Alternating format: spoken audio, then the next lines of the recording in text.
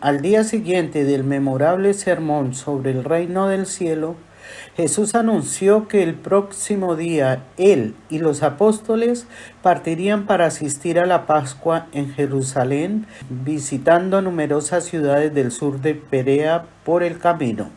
El discurso sobre el reino y el anuncio de que iría a la celebración de la Pascua hicieron que todos sus seguidores pensaran que salía hacia Jerusalén para inaugurar el reino temporal de la supremacía judía.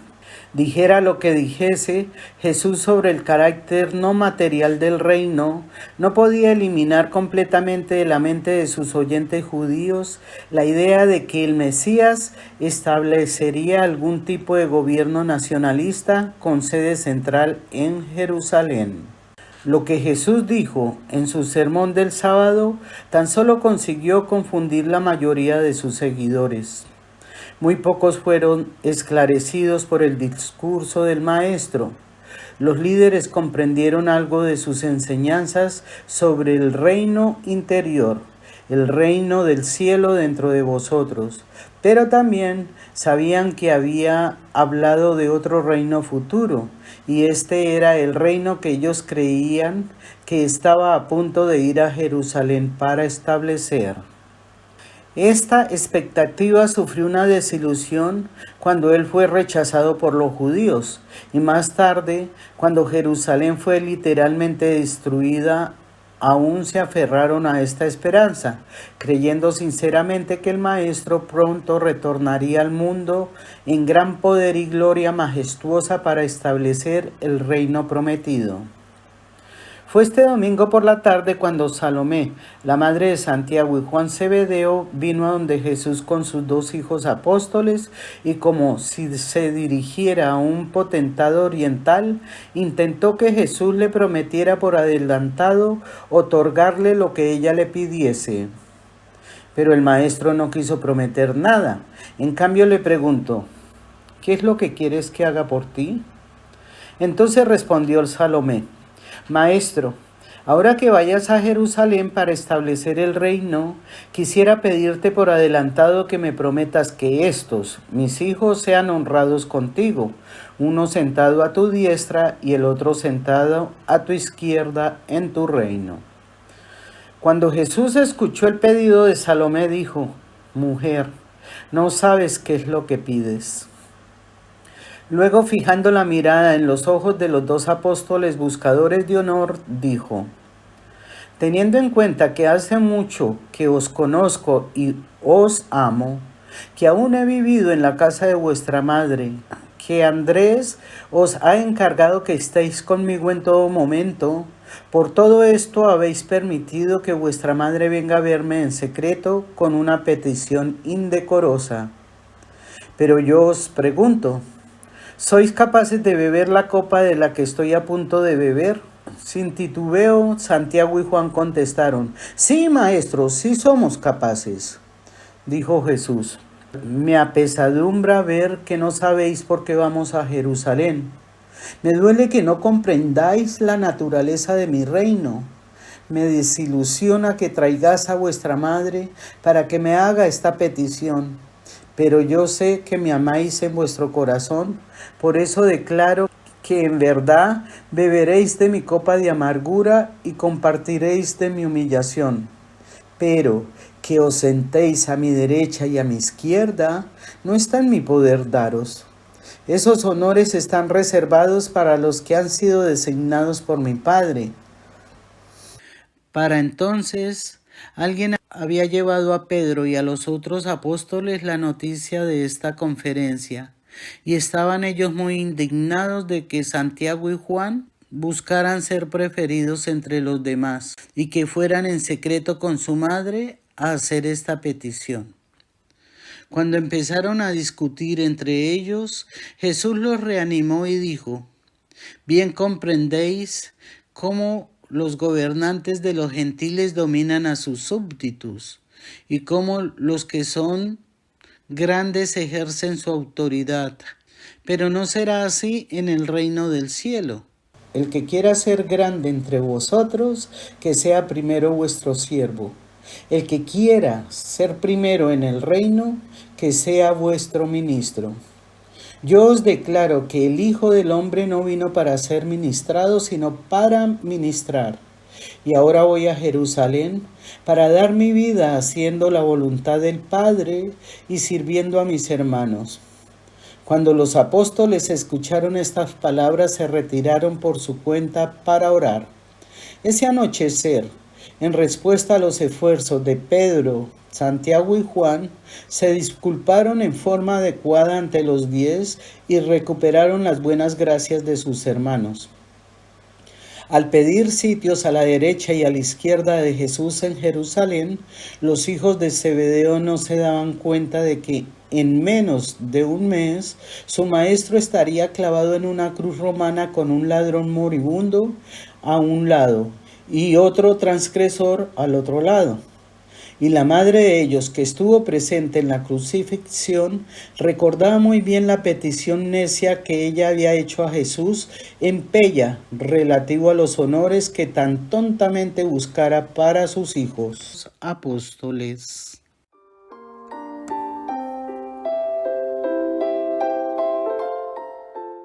La partida de Pella.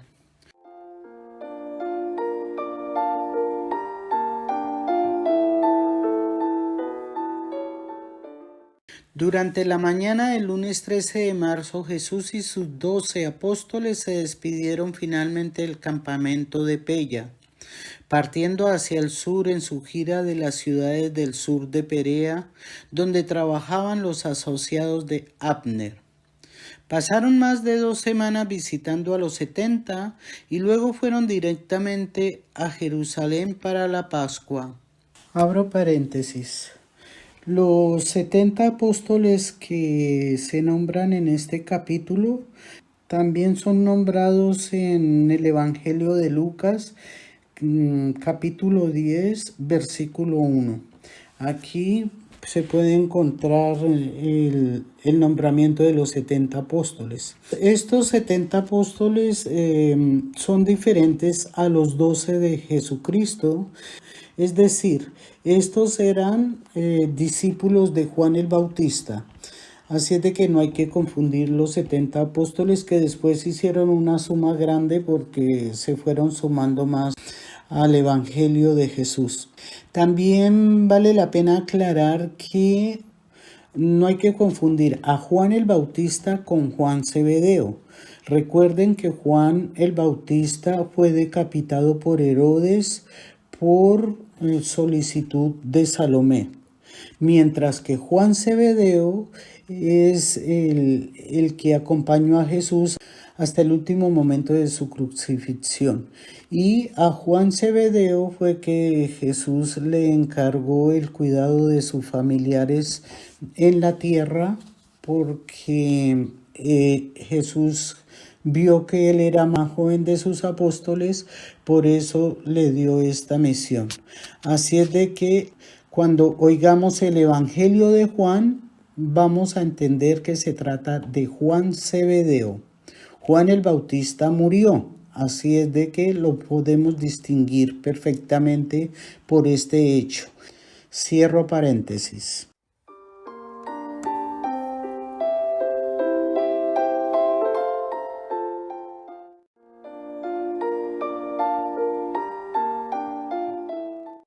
Cuando el maestro salió de Pella, los discípulos acampados con los apóstoles, que contaban unos 1000, lo siguieron. Aproximadamente la mitad de este grupo lo abandonó en el vado del Jordán junto al camino a Jericó, cuando se enteraron de que él iba a Hesbón, y después de que él había predicado el sermón sobre el calcular los gastos, se dirigieron a Jerusalén, mientras que la otra mitad lo siguió por 2 semanas visitando las ciudades del sur de Perea. Hesbón en español y Heshbón en hebreo significa ingenio, inteligencia o fuerte. Ciudad de la Transjordania, estratégicamente ubicada en el camino principal norte-sur, llamado en la Biblia el Camino Real, y queda a unos 24 kilómetros al sudoeste de Amán. De este lugar podrá saberse más si vamos a la Biblia y consultamos en Números, capítulo 21, del versículo 25 al 34. Recuerden que cuando Moisés y Aarón guiaban a los israelitas por el desierto para conducirlos a la tierra prometida, tuvieron que sortear varias batallas y conquistar muchos lugares. Para lograrlo tuvieron que cruzar Esbón.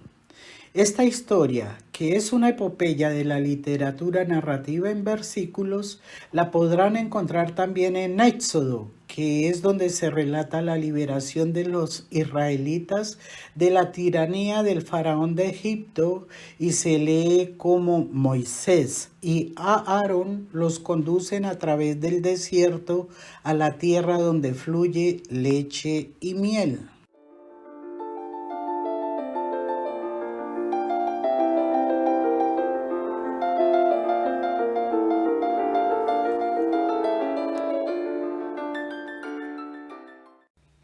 En general, la mayoría de los seguidores inmediatos de Jesús comprendían que el campamento de Pella había sido abandonado, pero en realidad pensaban que esto indicaba que su maestro por fin tenía la intención de ir a Jerusalén y reclamar el trono de David. Una amplia mayoría de sus seguidores nunca pudo captar ningún otro concepto del reino del cielo, sea lo que fuere lo que él les enseñara. No querían desprenderse de la idea judía del reino. Siguiendo las instrucciones del apóstol Andrés, David Zebedeo cerró el campamento para peregrinos en Pella el miércoles 15 de marzo. En ese entonces había unos 4,000 peregrinos residiendo allí, sin incluir a los más de 1,000 personas que vivían con los apóstoles en lo que se conocía como el campamento de los maestros y que fueron al sur con Jesús y los 12. Aunque a regañadientes David vendió todo el equipo a numerosos compradores y procedió con los fondos a Jerusalén, habiendo entregado posteriormente el dinero a Judas Iscariote. David estaba presente en Jerusalén durante la última semana trágica y se llevó a su madre de vuelta a Betsaida después de la crucifixión. Mientras esperaba a Jesús y a los apóstoles, David se detuvo para visitar a Lázaro en Betania y se agitó enormemente al ver cómo los fariseos los perseguían y los atribulaban desde su resurrección. Andrés había instruido a David que descontinuara el servicio de mensajería. Todos interpretaron esto como una indicación del pronto establecimiento del reino en Jerusalén. David se encontró sin trabajo y había prácticamente decidido volverse el defensor autonombrado de Lázaro, cuando finalmente este objeto de su solicitud indignada huyó apresuradamente a Filadelfia. Por lo tanto, poco tiempo después de la resurrección y también de la muerte de su madre, David se fue a Filadelfia, no sin antes ayudar a Marta y María en disponer de sus bienes. Allí, en asociación con Abner y Lázaro, pasó el resto de su vida volviéndose el supervisor financiero de todos aquellos grandes intereses del reino que tuvieron su centro en Filadelfia durante la vida de Abner.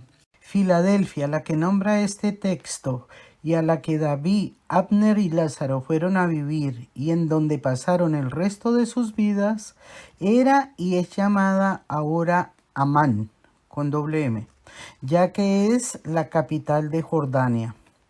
Durante la Edad de Hierro, en el año 1200 al 539 a.C., esta región era conocida como Canaán, territorio que abarcaba los actuales estados de Jordania e Israel. Tras conquistarla, los asirios siguieron los persas y más tarde los griegos, quienes la llamaron Filadelfia. Así pues, que nada de confundirla con la de Estados Unidos. Pues sin duda Lázaro, David y Abner fueron quienes encendieron en Amán la llama del cristianismo, evangelizando tal como su maestro Jesús les había enseñado. En el año 324, el cristianismo fue impuesto como religión imperial y Filadelfia, Amán, se convirtió en sede episcopal. En el año 1390, Filadelfia fue invadida por los otomanos, quienes profesan la religión del Islam, y todos sus practicantes musulmanes son mayoría, quedando en el momento una minoría cristiana. Cierro paréntesis.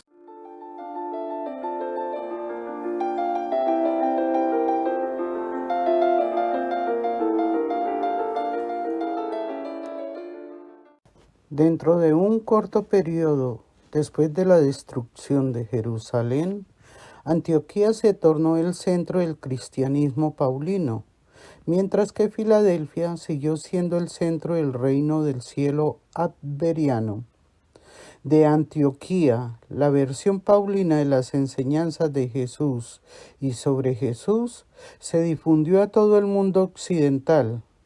Desde Filadelfia, los misioneros de la versión adveriana del reino del cielo se desparramaron por toda Mesopotamia y Arabia hasta que más adelante estos emisarios inflexibles de las enseñanzas de Jesús fueron sobrecogidos por la emergencia súbita del Islam.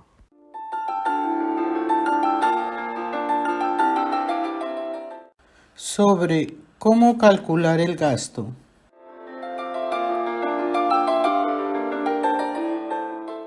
Cuando Jesús y la compañía de casi 1000 seguidores llegó al vado de Betania sobre el Jordán, a veces llamado Betábora, sus discípulos comenzaron a darse cuenta de que no se dirigía directamente a Jerusalén.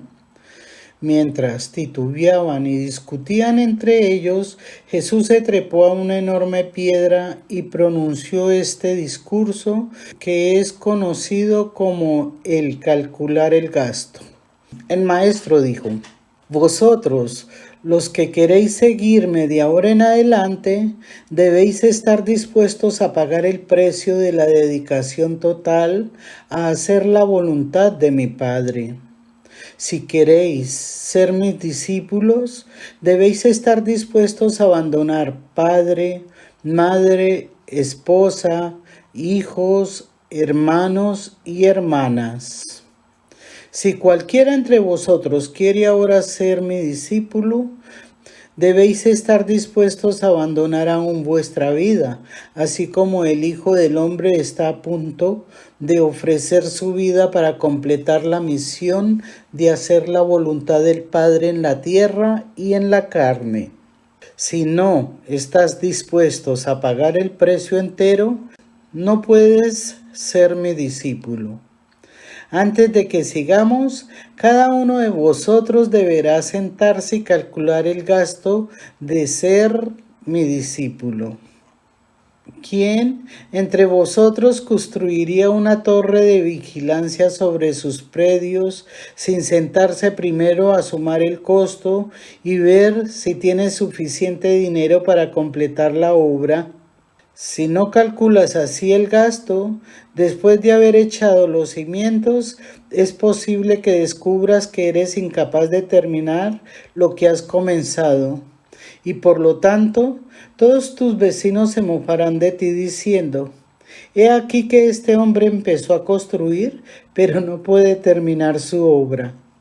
También, ¿qué rey cuando se prepara a guerrear contra otro rey no se sienta primero a asesorarse sobre si podrá con 10,000 hombres luchar contra el que se le enfrenta con 20,000? Si el rey no puede enfrentarse con su enemigo porque no está preparado, envía un embajador a este otro rey, aunque se encuentre muy lejos, pidiéndole términos de paz. Ahora bien, Cada uno de vosotros debe sentarse y calcular el gasto de ser mi discípulo. De ahora en adelante no podrás seguirnos escuchando las enseñanzas y contemplando las obras, tendrás que enfrentar amargas persecuciones y dar prueba de este evangelio frente a un desencanto aplastante. Si no estás dispuesto a renunciar a todo lo que eres y a dedicar todo lo que tienes, no mereces ser mi discípulo. Si ya te has conquistado a ti mismo dentro de tu corazón, no debes temer esa victoria exterior que pronto deberá ganar cuando el Hijo del Hombre sea rechazado por los altos sacerdotes y los saduceos y entregado a las manos de los descreídos que se mojan.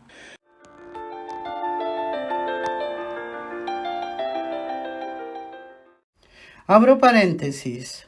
Los saduceos, también llamados sadoquitas, son descendientes del sumo sacerdote Sadoc, de la época de Salomón.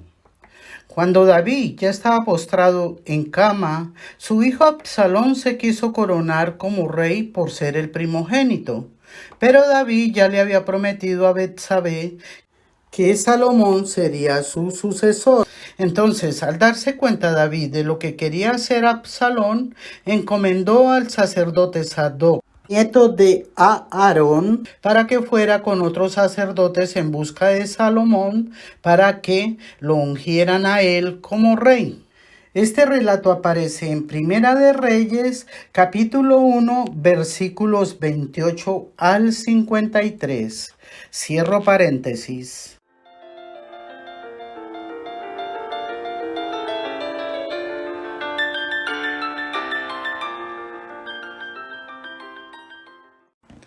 Ahora debes examinar para hallar tu motivación de ser discípulo mío, si buscas honor y gloria, si tu mente es mundana, eres como la sal que ha perdido su sabor. Y cuando lo que vale por su salinidad ha perdido su sabor, ¿con qué lo sazonaremos? Es inútil tal condimento, solo sirve para echarlo a la basura. Ahora os he advertido que os volváis a vuestro hogar en paz, si no estáis dispuestos a beber conmigo la copa que está siendo preparada. Una y otra vez os he dicho que mi reino no es de este mundo, pero no me creéis. El que tenga oído para oír, que oiga lo que yo digo. Inmediatamente después de decir estas palabras, Jesús a la cabeza de los 12 partió en dirección a Esbón, seguido por unos 500. Después de una breve demora, la otra mitad de la multitud se dirigió a Jerusalén. Sus apóstoles, juntamente con los discípulos principales, muchos reflexionaron sobre estas palabras, pero aún seguían aferrándose a la creencia de que después de este breve periodo de adversidad y prueba, el reino sería establecido con certeza, relativamente de acuerdo con sus esperanzas largamente acariciadas. Abro paréntesis.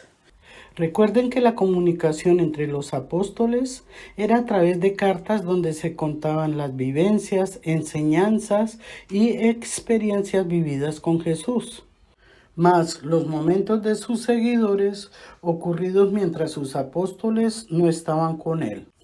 Estas cartas son llamadas bíblicamente epístolas y son las que componen los 4 evangelios de los apóstoles, que a su vez están estructurados como versículos. Por lo tanto, el relato sobre cómo calcular el gasto se encuentra en Lucas capítulo 14, versículos 28 al 32, pero dividido en versículos y no tan completo como la forma literaria del libro de Urantia. Cierro paréntesis.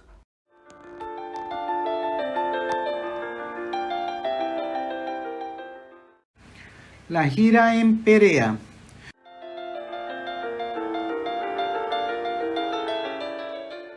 Durante más de 2 semanas Jesús y los 12, seguidos por una multitud de varios centenares de discípulos, viajaron por el sur de Perea, visitando todas las ciudades en las que laboraban los 70. Muchos gentiles vivían en esta región, y puesto que pocos iban a pasar la fiesta de la Pascua en Jerusalén, los mensajeros del reino continuaron con su trabajo de enseñanza y predicación sin interrupciones. Jesús se encontró con Abner en Esbón, y Andrés instruyó que no se interrumpieran las labores de los 70 durante las fiestas de Pascua. Jesús aconsejó que los mensajeros continuaran con su obra sin prestar atención alguna a lo que estaba por suceder en Jerusalén. También aconsejó a Abner que permitiese que el cuerpo de mujeres, por lo menos los miembros que así deseaban, fueran a Jerusalén para la Pascua. Fue esta la última vez que Abner vio a Jesús en la carne. Su despedida de Abner fue: Hijo mío, yo sé que tú serás fiel al reino, y oro para que el Padre te otorgue sabiduría, de modo que puedas amar y comprender a tus hermanos. Mientras viajaban de ciudad en ciudad, grandes números de sus seguidores desertaron para ir a Jerusalén, de manera que cuando Jesús empezó el viaje para la Pascua, el número de los que seguían todos los días había disminuido a menos de 200. Los apóstoles comprendían que Jesús iba a Jerusalén para la Pascua. Sabían que el Sanedrín había difundido un mensaje a todo Israel, informando que había sido condenado a muerte e instruyendo a todos los que supieran dónde estaba que informaran al Sanedrín. Sin embargo, a pesar de todo esto, no estaban tan alarmados como lo habían estado cuando él les había anunciado en Filadelfia que iba a Betania para ver a Lázaro. Este cambio de actitud de un temor tan intenso a un estado de discreta expectativa se debía sobre todo a la resurrección de Lázaro. Habían llegado a la conclusión de que Jesús podría en caso de urgencia afirmar su poder divino y avergonzar a los enemigos. Esta esperanza, combinada con su fe más profunda y madura en la supremacía espiritual de su Maestro, era la fuente del valor exterior manifestado por sus seguidores inmediatos, quienes ahora se prepararon para seguirle a Jerusalén y hacer frente directamente a la declaración abierta del Sanedrín de que debía morir. La mayoría de los apóstoles y muchos de sus discípulos más íntimos no creían posible que Jesús muriese. Ellos, creyendo que Él era la resurrección y la vida, lo consideraban inmortal y ya triunfante sobre la muerte.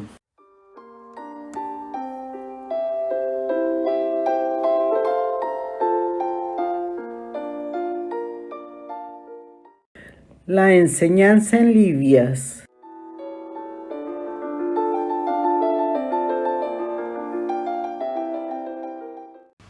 El miércoles 29 de marzo al atardecer, Jesús y sus seguidores acamparon en Livias, camino de Jerusalén, después de haber completado su gira de las ciudades del sur de Perea.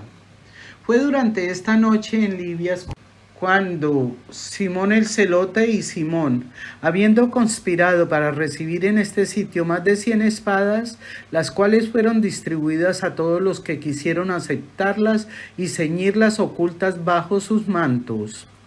Simón Pedro aún llevaba la espada la noche de la traición al Maestro en el jardín. El jueves por la mañana temprano, antes de que se despertaran los demás, Jesús llamó a Andrés y dijo: «Despierta a tus hermanos, tengo algo que decirles». Jesús sabía de las espadas y cuáles de sus apóstoles las habían recibido y las llevaban, pero nunca les reveló que sabía de estas cosas. Cuando Andrés hubo despertado a sus asociados y se hubieron reunido entre ellos, Jesús dijo: «Hijos míos, habéis estado conmigo mucho tiempo y yo os he enseñado mucho de lo que se necesita para este periodo.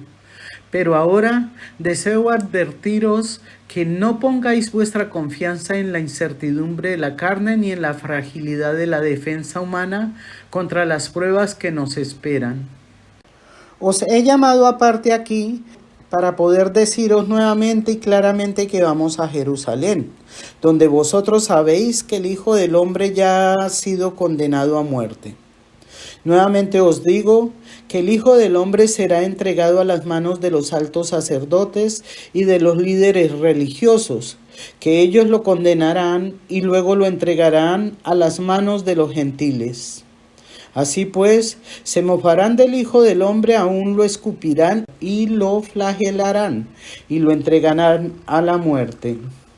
Y cuando maten al Hijo del Hombre, no desmayéis, porque os aclaro que Él al tercer día resucitará. Cuidaos y recordad que os he avisado. Nuevamente estuvieron los apóstoles pasmados y anonadados, pero no podían convencerse de considerar sus palabras literalmente. No podían comprender que el Maestro significaba exactamente lo que decía. Estaban tan cegados por su persistente creencia en el reino temporal sobre la tierra, con su centro en Jerusalén, que simplemente no querían permitirse aceptar literalmente las palabras de Jesús. Durante ese día reflexionaron sobre el cuál podría ser el significado de tan extrañas declaraciones del Maestro. Pero ninguno de ellos se atrevió a hacerle preguntas sobre estas declaraciones. Estos confundidos apóstoles no despertaron hasta después de la muerte de Jesús a la comprensión de que el Maestro les había hablado clara y directamente en anticipación de su crucifixión. Fue así en Libias justo antes del desayuno, donde ciertos fariseos simpatizantes vinieron a donde Jesús y dijeron: «Huye deprisa de estas regiones, porque Herodes, así como persiguió a Juan, ahora tratará de matarte a ti. Teme una revuelta del pueblo y ha decidido matarte. Te traemos esta advertencia para que puedas huir». Esto era parcialmente verdad. La resurrección de Lázaro atemorizó y alarmó a Herodes. Se había atrevido a condenar a Jesús aún antes del juicio. Herodes decidió o matar a Jesús o echarlo fuera de sus tierras. En realidad deseaba hacer lo segundo, puesto que tanto le temía que esperaba no verse obligado a ejecutarlo. Cuando Jesús escuchó lo que tenían que decir los fariseos, replicó: «Bien sé de Herodes y de su temor de este evangelio del reino, pero no os equivoquéis. Él mucho preferiría que el Hijo del Hombre fuera a Jerusalén para sufrir y morir a manos de altos sacerdotes. No anhela, habiéndose manchado las manos con sangre de Juan, responsabilizarse de la muerte del Hijo del Hombre. Id vosotros y decid a ese zorro que el Hijo del Hombre predica hoy en Perea, mañana va a Judea, y después de unos pocos días habrá completado su misión en la tierra y se preparará para ascender al Padre».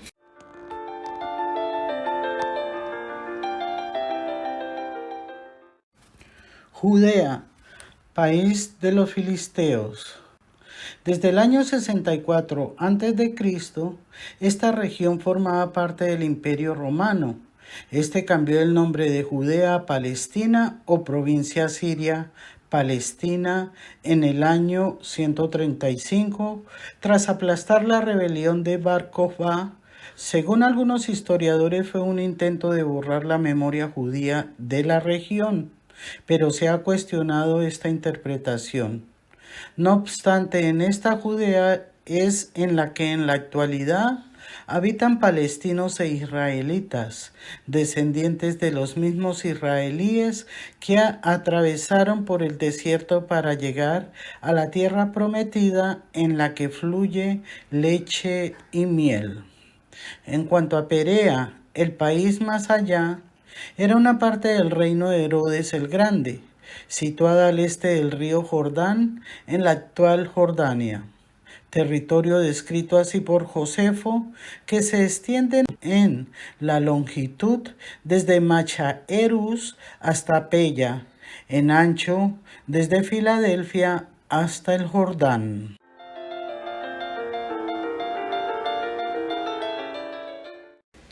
Desde tiempos antiguos han perecido los profetas en Jerusalén, y corresponde que el Hijo del Hombre vaya a la ciudad de la casa del Padre, para ser ofrecido como precio del fanatismo humano y como resultado del prejuicio religioso y de la ceguera espiritual. Oh Jerusalén, Jerusalén, que matas a los profetas y apedreas a los maestros de la verdad. ¿Cuántas veces hubiera querido juntar a tus hijos, así como una gallina junta sus polluelos bajo sus alas, pero no me dejaste hacerlo? He aquí que tu casa pronto quedará desolada. Muchas veces querrás verme, pero no podrás. Me buscarás entonces, pero no me hallarás. Y cuando hubo hablado, se volvió a los que lo rodeaban y dijo: Sin embargo, vayamos a Jerusalén para asistir a la Pascua y hacer lo que nos corresponde para satisfacer la voluntad del Padre en el cielo. Era un grupo confuso y turbado de creyentes el que este día siguió a Jesús hasta Jericó. Los apóstoles tan solo podían discernir una nota certera del triunfo final en las declaraciones de Jesús sobre el reino. No podían dejarse llevar a ese punto en que estuvieran dispuestos a captar las advertencias de una inminente catástrofe. Cuando Jesús habló de resucitar el tercer día, se aferraron de esta declaración, interpretando que significaba un triunfo seguro del reino inmediatamente después de una escaramuza preliminar y desagradable con los líderes religiosos judíos. El tercer día era una expresión judía frecuente que significaba pronto o poco después. Cuando Jesús habló de resucitar, pensaron que se refería a que resucitaría el reino. Jesús había sido aceptado por estos creyentes como el Mesías, y los judíos poco o nada sabían de un Mesías sufriente. No comprendían que Jesús conseguiría con su muerte muchas cosas que no podría haber conseguido nunca con su vida. Mientras fue la resurrección de Lázaro la que estimuló a los apóstoles a tener el valor de entrar a Jerusalén, fue la memoria de la transfiguración la que sostuvo al Maestro en este duro periodo de su auto-otorgamiento.